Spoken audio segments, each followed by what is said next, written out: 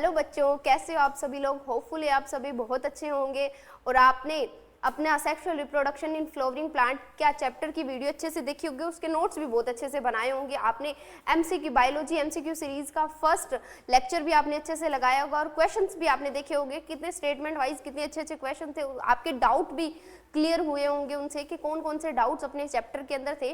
और अगर आपको पिछली वीडियो के अंदर कोई भी डाउट रहा हो तो वो भी आप मुझे बता सकते हैं। अभी आपके डाउट भी क्लियर कर दिए जाएंगे और साथ में अपने अब शुरू करते अपने sexual reproduction in flowering plant का ही दूसरा ये एमसीक्यू सीरीज का है आपका लेक्चर। चलिए शुरू करते हैं। शुरू करने से पहले फटाफट से वीडियो को आप क्या करिए, शेयर कर दीजिए और लाइक कर दीजिए और चैनल को सब्सक्राइब कर दीजिए। देखो कंजूसी बिल्कुल नहीं करनी है, शेयर करने के अंदर सभी के साथ, अपने दोस्तों के साथ आपने शेयर करना है। चलिए अपने फर्स्ट क्वेश्चन अपना देखते हैं। फर्स्ट क्वेश्चन अपना क्या है कि जनन छिद्र का कार्य। तो पहले जनन छिद्र ही बता दो कहाँ पाया जाता है। सबसे पहली लाइन ही अपनों को क्या दी है, जनन छिद्र दिया है कि जनन छिद्र कहाँ पाया जाता है और ये क्या है। सबसे पहले जनन छिद्र ही याद करो याद। मैंने आपको टॉपिक करवाया था पोलन वाला, पराकण वाला मैंने टॉपिक करवाया था, जिसके अंदर मैंने बताया था कि सबसे पहले क्या पाया जाता है, आपका एक्साइन पाया जाता है। ये क्या पाया जाता है, आपका एक्साइन पाया जाता है। आया याद कुछ, क्या पाया जाता है, एक्साइन। फिर उसके बाद में यहाँ क्या होता है, आपका इंटाइन होता है। क्या होता है यहाँ, आपका इंटाइन होता है। अपनों ने क्या पढ़ा था, प्राकण के बारे में पढ़ा था, उसके अंदर अपनों ने एक एक्साइन पढ़ा था और दूसरा क्या पढ़ा था, इंटाइन पढ़ा था। अब याद करो मैंने कहाँ आपको बताया था, कहाँ होता है आपका जनन छिद्र, एक्साइन के अंदर होता है या इंटाइन के अंदर। क्या बताया था कि एक्साइन किसका बना है, स्पोरोपोलिनिन का बना है। किसका बना है, स्पोरोपोलिनिन का बना है। किसका बना है, स्पोरोपोलिनिन का बना है। अब ऐसा स्थान जहां स्पोरोपोलिनिन पाया जाता है या नहीं पाया जाता, नहीं पाया जाता, उसी को क्या बोला जाता है, जनन छिद्र बोला जाता है। कि देखिए ये क्या है, एक्साइन की लेयर है, ये एक्साइन की लेयर है। अब ये वाला जो स्थान है बीच का, जो ये वाला खाली एरिया जो आपको दिया गया है, इसी को क्या बोला जाता है, जनन छिद्र बोला जाता है। क्या बोला जाता है, इसको जनन छिद्र बोला जाता है। चलिए अब आप क्वेश्चन अच्छे से रीड करिए, सारे चारों के चारों ऑप्शंस रीड करिए और मुझे फटाफट से इसका आंसर बताइए। मैं चेक करती हूँ, अभी करिए, मैं वेट कर रही हूँ आपके आंसर बताते हैं इसका। देखिए अब मैं रीड करती हूँ कि जनन छिद्र का आपको कार्य क्या होता है, ये पूछा गया है। क्या मूलांकुर का उद्गम ये कराता है, नहीं जी, मूलांकुर का उद्गम तो ये नहीं कराता।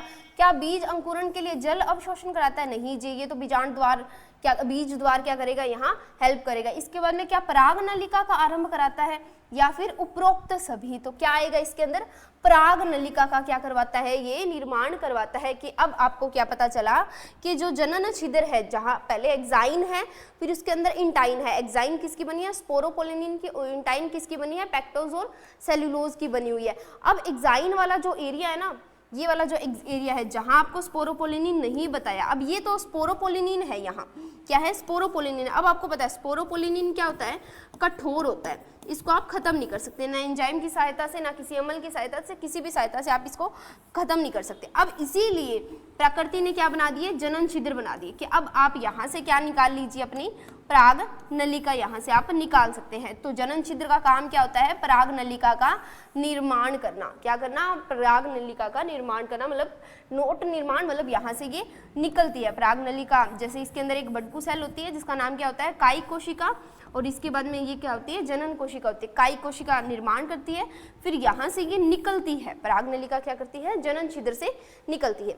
चलिए नेक्स्ट क्वेश्चन की तरफ चलते हैं, अपने सेकंड नंबर क्वेश्चन देखते हैं। सेकंड नंबर क्वेश्चन आपको कह रहा है, निम्न कथनों में से कौन सा कथन स्पोरोपोलिनिन के बारे में गलत है। अभी अपने क्या पढ़ के हैं, एक्साइन था और एक्साइन किसका बना था, स्पोरोपोलिनिन का बना था। अब इसके लिए अब पहले आपने कभी भी क्वेश्चन देखो ना तो पहले आप वहां टिक कर लीजिए कि सही पूछा है आपसे या गलत पूछा है। अब अपने क्वेश्चन को गलत नेगेटिव करने के चांस क्या हो जाएंगे, कम हो जाएंगे। अब अपनों को पता है, अपनों को गलत बताना है स्पोरोपोलिनिन के लिए। अब सबसे पहला पॉइंट क्या दिया है कि बाह्य चोल स्पोरोपोलिनिन का बना होता है। बताओ बना होता है या नहीं बना होता, बना होता है जी। दूसरा देखिए, स्पोरोपोलिनिन एक प्रतिरोधी कार्बनिक पदार्थ है। हाँ जी, ये प्रतिरोधी कार्बनिक पदार्थ है। फर्स्ट और सेकंड क्या हो गया, सही हो गया। बाह्य चोल में जनन छिद्र वहां होते हैं जहां स्पोरोपोलिनिन उपस्थित होता है। क्या बोला, उपस्थित होता है या अनुपस्थित होता है, कि ऐसा स्थान, ये एक पराग कण है, यहाँ एक्साइन है और बाद में इंटाइन है। जहां आपका स्पोरोपोलिनिन नहीं होता, क्या बोला, जहां आपका स्पोरोपोलिनिन नहीं होता वहां से निकलती है आपकी परागनलिका। तो सी नंबर ऑप्शन क्या हुआ आपका, गलत हुआ। और स्पोरोपोलिनिन उच्च तापक्रमों व तेज अम्लों को सह सकता है। हाँ जी, ये उच्च, कितने भी चाहे एंजाइम डाल लो, अम्ल डाल लो, इसका अपघटन नहीं होता, ये सह सकता है। तो इसका आपका आंसर क्या जाता है, सी नंबर आपका ऑप्शन सही जाता है। कि सी नंबर ऑप्शन क्या है कि बाह्य चोल से जनन छिद्र कहाँ से निकलता है, जहाँ स्पोरोपोलिनिन नहीं होता। ठीक है, तो ये ऑप्शन आपका गलत गया। चलिए चलते हैं थर्ड नंबर क्वेश्चन देखते हैं अपने। निम्न में से कौन सी घटना दोहरे निषेचन के बाद होती है।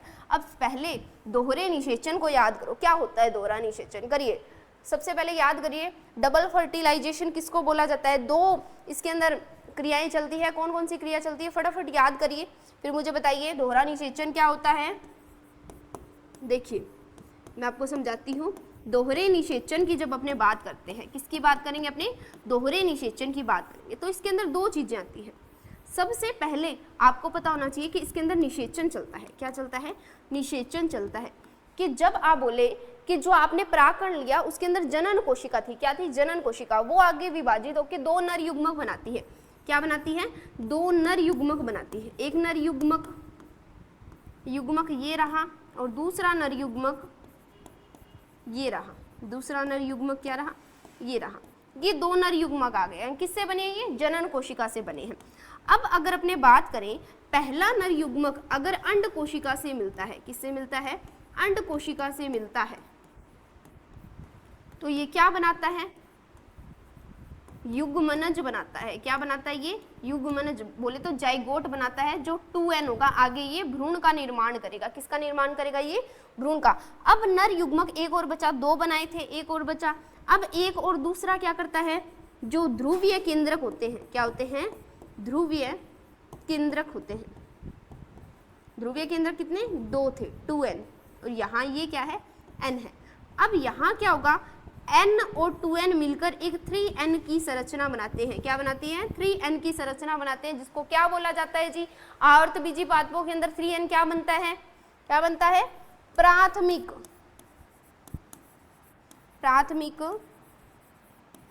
भ्रूण कोश या पोष, भ्रूण कोश बनता है। क्या बनता है, सॉरी, भ्रूण पोष बनता है। क्या बनता है, भ्रूण पोष बनता है। क्या बनेगा, यहाँ भ्रूण पोष बनेगा।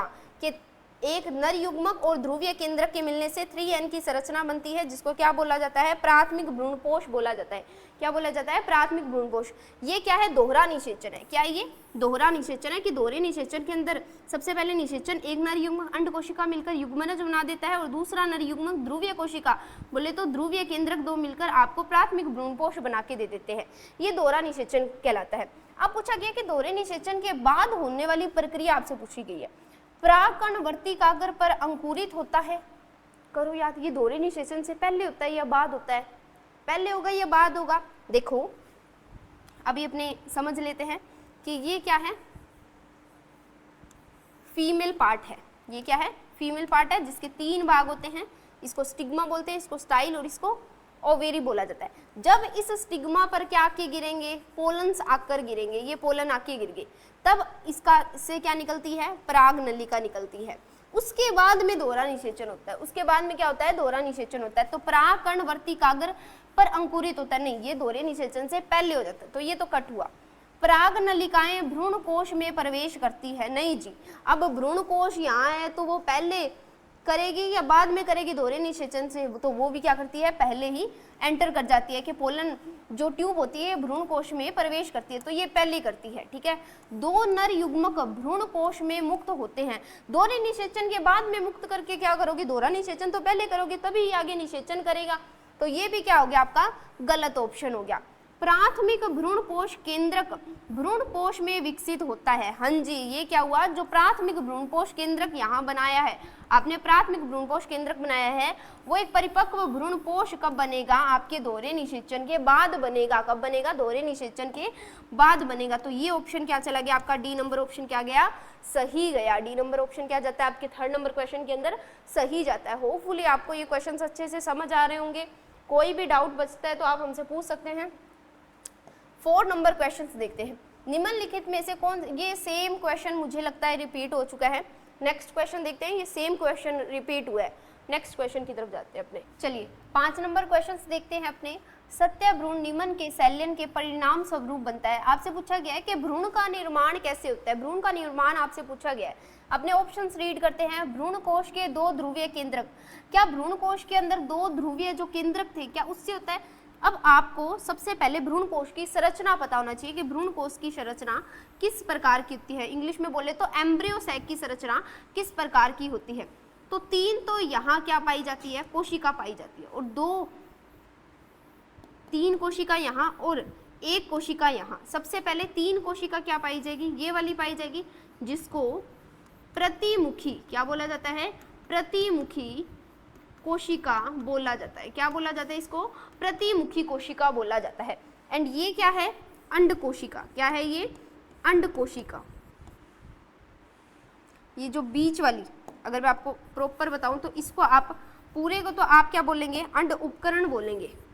क्या बोलेंगे, अंड उपकरण, या फिर आप इसको अंड समुच्चय भी बोल सकते हैं। जो ये साइड वाली 2, ये वाली जो कोशिकाएं हैं, ये वाली, इनको क्या बोला जाता है, सहायक कोशिका। क्या बोला जाता है इन दोनों को, सहायक कोशिका।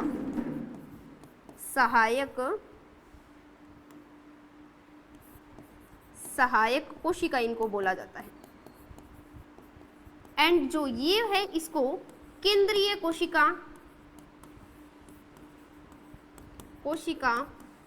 या आप ध्रुवीय केंद्रक भी इनको बोल सकते हैं। क्या बोल सकते हैं, ध्रुवीय केंद्रक भी आप इसको बोल सकते हैं। ये पूरी की पूरी क्या है, एम्ब्रियो सैक की संरचना है, बोले तो भ्रूण कोश की संरचना है। अब आपको बोला गया है कि भ्रूण का निर्माण आपसे पूछा है। अब देखिए भ्रूण कोश में 2 ध्रुवीय केंद्रक से होता है, क्या इनके मिलने से भ्रूण का निर्माण होता है? नहीं जी, ये तो एकदम ऑप्शन गलत जाता है। अंड कोशिका और नर युग्मक, क्या ये अंड कोशिका है और इससे एक नर युग्मक, नर युग्मक कैसे आएगा? जब अपनों ने बात की थी कि ये क्या है, एक परागकण है। परागकण के अंदर एक कायिक कोशिका होती है, एक छुटकू जनन कोशिका होती है। ये क्या है, जनन कोशिका है। जब इस जनन कोशिका में आगे विभाजन होगा तो 2 नर युग्मक बनेंगे। क्या बनेंगे, 2 नर युग्मक यहाँ बनते हैं।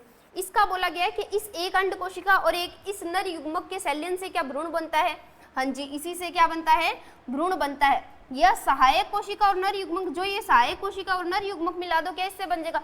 नहीं जी, ऐसा तो कुछ होता ही नहीं है, क्योंकि सहायक कोशिका के अंदर तो क्या पाए जाते हैं, तंतु समुच्चय पाए जाते हैं। क्या पाए जाते हैं, तंतु समुच्चय पाए जाते हैं। इस प्रकार से जो क्या करते हैं, पराग नलिका को दिशा निर्देश देते हैं कि आप यहाँ से जाइए, यहाँ से क्या देते हैं, वो रास्ता देते हैं। क्या ऐसा होगा? नहीं जी, ये भी नहीं होता। नर युग्मक और प्रति जो मुखी ये कोशिका है, प्रतिव्यास कोशिका, कैन के नहीं जी, इनसे तो होता ही नहीं है। नर युग्मक 2 होते हैं, पहला तो यहाँ मिल जाता है एन से और एक यहाँ मिल जाता है, मतलब अंड कोशिका से। कहाँ मिलेगा? यहाँ, जो ये बीच की जो अंड कोशिका होगी, अंड कोशिका, अंड कोशिका से एक नर युग्मक इससे बनेगा तो क्या बनेगा, भ्रूण बनेगा। क्या बनेगा? यहाँ भ्रूण बनेगा। और ध्रुवीय केंद्रक से एक एन मिलेगा, क्योंकि ये 2n है, 2 केंद्रक है, तो यहाँ क्या बनता है आपका भ्रूणपोष बनता है। क्या बनता है? यहाँ भ्रूणपोष बनता है, जो 3n होता है। अब आपके इस ऑप्शन क्या जाता है, बी नंबर ऑप्शन आपका सही जाता है क्वेश्चन नंबर 5 के अंदर। अब अपने चलते हैं 6 नंबर क्वेश्चन को देखते हैं। 6 नंबर क्वेश्चन आपको क्या बोलता है, देखिए 6 नंबर क्वेश्चन के अंदर अपने देखते हैं, निम्न कथनों में से कौन सा कथन सही है? सही कथन आपसे पूछा गया है। देखिए सबसे पहला ऑप्शन आप रीड करिए, एक द्विबीजपत्री भ्रूण के विकास के दौरान हृदय आकृति के भ्रूण, क्या लिखा है यहाँ, भ्रूण आएगा। भ्रूण के बाद गोलाकार भ्रूण बनता है, कि पहले हृदयाकार बोला और फिर गोलाकार बोला, क्या ऐसा होता है? चलिए अपने देख लेते हैं एम्ब्रियो कैसे डेवलप होता है।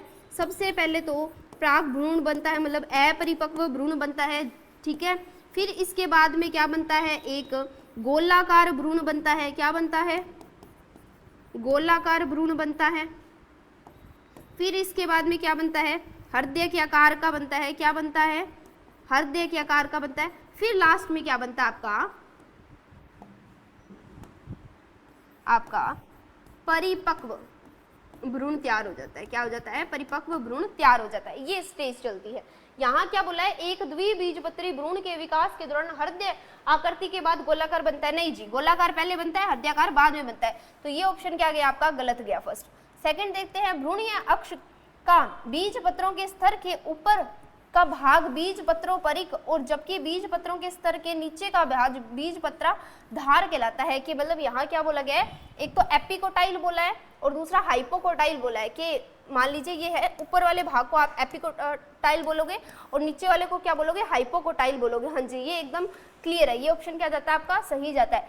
एक बीजपत्री एक बीजपत्रा धार रखता है। हाँ जी, एक बीजपत्री के अंदर एक ही बीजपत्र होता है जिसमें सर्कुटेलम द्वारा दर्शाया जाता है। हाँ जी, इसके एक बीजपत्र के बीजपत्र को क्या बोला जाता है, सर्कुटेलम बोला जाता है। तो ये भी ऑप्शन क्या जाता है आपका, सही जाता है। फर्स्ट गलत है, सेकंड सही है और थर्ड सही है। ऑप्शन देखिए, क्या फर्स्ट सेकंड नहीं, क्या सेकंड थर्ड, हाँ जी, बी नंबर ऑप्शन क्या चला गया आपका, सही चला गया। आप सही गलत को पहले मार्क कर लीजिए कि आपसे सही पूछा है या गलत पूछा है, क्योंकि ये क्वेश्चंस आपके गलत जाने के चांस हो जाते हैं कई बार। ठीक है, अब नेक्स्ट क्वेश्चन अपने देखते हैं। 7 नंबर क्वेश्चन अपने देखेंगे कि 7 नंबर क्वेश्चन आपको क्या बोलता है, बहुभ्रूणता के एक उदाहरण में यदि एक भ्रूण, अब बहुभ्रूणता अपनों को पता होना चाहिए कि बहुभ्रूणता का मीनिंग क्या होता है, कि ऐसा एक बीज जिसके अंदर भ्रूण की संख्या एक से ज्यादा हो जाए तो उसको क्या बोलोगे आप, बहुभ्रूणता बोलोगे। बोले तो पॉली एम्ब्रियोनिक स्टेज आप बोल सकते हैं। क्या बोल सकते हैं, पॉली एम्ब्रियोनिक स्टेज अपने बोल सकते हैं। इसमें भ्रूण, एक भ्रूण तो सहायक कोशिका से बनाया, उन्होंने क्या बनाया, एक भ्रूण सहायक कोशिका से विकास किया और दूसरा भ्रूण बीजांडकाई से। दूसरा किससे बनाया है आपने, बीजांडकाई से। तो सहायक कोशिका वाला और बीजांडकाई वाले भ्रूण कैसे होंगे, आपसे ए और बी का पूछा है कि सहायक जो कोशिका है, जो सहायक कोशिका से भ्रूण बना है ये कैसा होगा, और जो आपके बीजांडकाई से बना है, बीजांडकाई से बना है ये कैसा होगा, ये आपसे पूछा गया। अब आपको पता होना चाहिए सहायक कोशिका कहाँ होती है, भ्रूण कोश में होती है, बीजांडकाई उसके बाहर जो बच जाएगा न्यूक्लियस वो होगा। ठीक है, अपने देखते हैं क्या ये अगुणित, सबसे पहले आप इनको जानो। तो आपकी जो सहायक कोशिका है ये n होती है या 2n होती है, ये जी n होती है। अभी अपने पीछे देख के आए हैं, पीछे वाले क्वेश्चंस के अंदर देख के आए, यहाँ क्या थी ये, अभी अपने 5 नंबर क्वेश्चंस के अंदर देखा था, क्या बताया था मैंने आपको एम्ब्रियो सेक के लिए, ये देखिए यहाँ मैंने बताया था ये क्या है, n है, आपकी 2 मिलेगी टोटल। इसके अंदर सेल्स तो कितनी है, 7 है और केंद्र कितने हैं, 8 है। तो सारी n होती है, बस एक ध्रुवीय कोशिका जो है आपकी 2n है यहाँ। अब यहाँ सहायक कोशिका तो क्या है आपकी n है, सहायक कोशिका क्या है, और बीजांडकाई क्या होता है आपका 2n होता है, बीजांडकाई क्या होता है 2n होता है। क्या ये अगुणित, अगुणित नहीं जी, द्विगुणित, द्विगुणित नहीं जी, क्या अगुणित द्विगुणित, हाँ जी, सी नंबर ऑप्शन क्या चला गया आपका, सही चला गया। कि फर्स्ट क्या है, सहायक कोशिका तो अगुणित है तो उससे भ्रूण बनने वाला भी क्या बनेगा, अगुणित बनेगा, और बीजांडकाई क्या है, द्विगुणित है। क्लियर, चलिए नेक्स्ट क्वेश्चन देखते हैं। बहुभ्रूणता सामान्यता पाई जाती है, बहुभ्रूणता भी बताया क्या होता है कि एक बीज में एक से अधिक भ्रूण हो गए तो उसको क्या बोल दोगे, बहुभ्रूणता बोल दोगे। क्या ये केले में होती है, नहीं जी, केले में तो नहीं होती। क्या टमाटर में, नहीं जी। क्या आलू में, नहीं जी। नींबू में क्या पाई जाती है, बहुभ्रूणता पाई जाती है, आप नॉर्मली देखते भी है। ठीक है, चलिए नेक्स्ट 9 नंबर क्वेश्चन अपने देखते हैं। होपफुली आपको क्वेश्चन सारे क्लियर हो रहे होंगे, जहाँ जो क्वेश्चन है सारे इंपॉर्टेंट है आपके एग्जाम पॉइंट ऑफ व्यू से, काफ़ी ज़्यादा इंपॉर्टेंट क्वेश्चन है ये। निम्नलिखित में से सही का चुनाव, अब यहाँ भी आपसे क्या पूछा है, सही पूछा गया है। जब तक आप पूरा चैप्टर नहीं रीड करोगे तब तक आपके क्वेश्चंस क्या नहीं होंगे, क्लियर नहीं होंगे। क्लिस्ट्रोगैमस पुष्प सदा ऑटोगैमी प्रदर्शित करते हैं। आपको क्लिस्ट्रोगैमस और चेस्मोगैमस फ्लावर्स के बारे में पता होना चाहिए। जब अपने स्वयं परागण पढ़ते हैं तो वहाँ अपने 2 प्रकार के फ्लावर्स की बात करते हैं। एक तो बात करते हैं चेस्मोगैमस की बात करते हैं और दूसरी अपनी किसकी बात करते हैं, क्लिस्ट्रोगैमस की बात करते हैं। देखिए सबसे पहले चेस्मो का मीनिंग होता है ओपन। चेस्मो वाले फ्लावर्स क्या होते हैं, हमेशा खिले हुए रहते हैं। क्या रहेंगे ये फूल, हमेशा खिले हुए आपको दिखेंगे, इस प्रकार से खिले हुए रहेंगे ये फूल। ठीक है, और फिर क्या है आपका क्लिस्ट्रो, क्लिस्ट्रो का मीनिंग क्लोज।